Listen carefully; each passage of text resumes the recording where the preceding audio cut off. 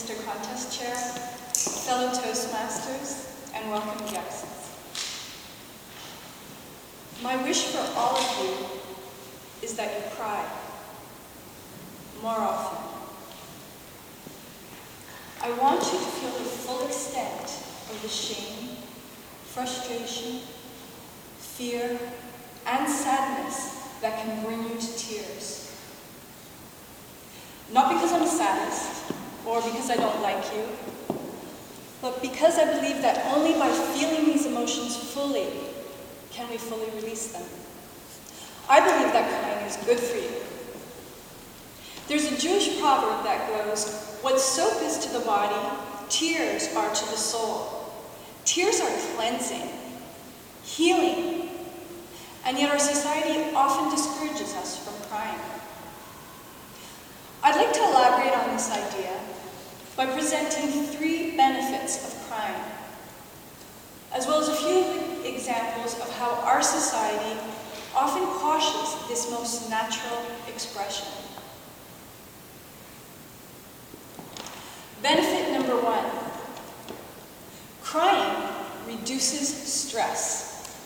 Dr. William Frey, a biochemist who studied tears for many years, discovered that emotional tears carry toxins and stress hormones that get released from the body when we cry.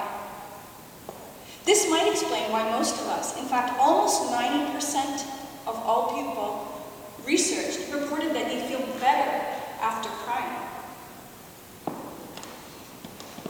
How do you feel when you cry? Conversely, those who suppress tears actually increase their stress level, which could then contribute to stress-related diseases, such as peptic ulcers, high blood pressure, and heart problems. And yet, our society discourages us from crying, especially men, and from a very early age. How many of you have heard the expression, "big boys don't cry"? Who do we tell this to? We tell this to little boys who aspire to be big boys. And so, what do they learn? They learn to suppress this natural instinct. On average, women cry 7 times more often than men. Benefit number 2, crying helps us pass through difficult emotions.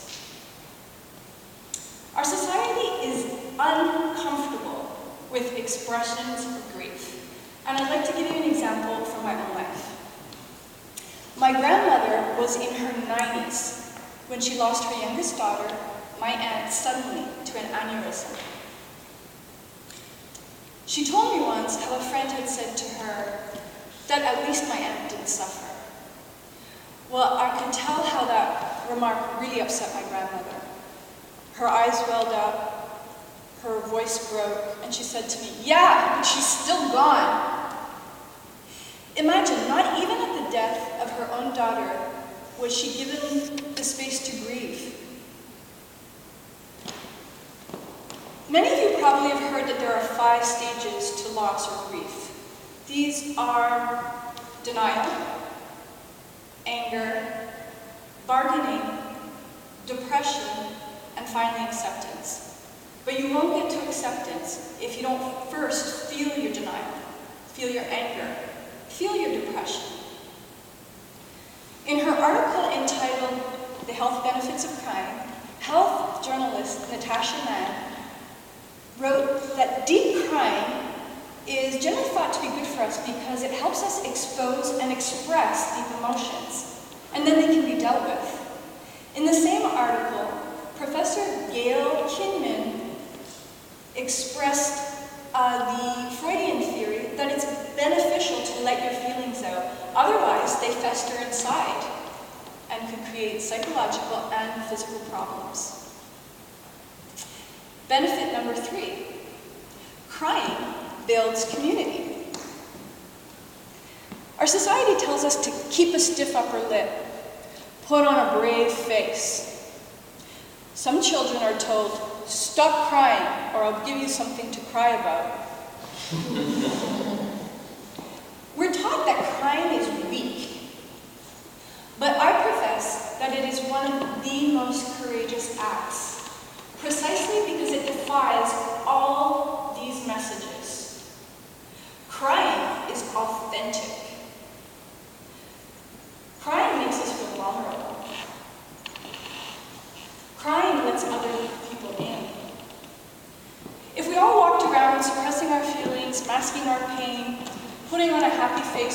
other, what would that mean to our relationships?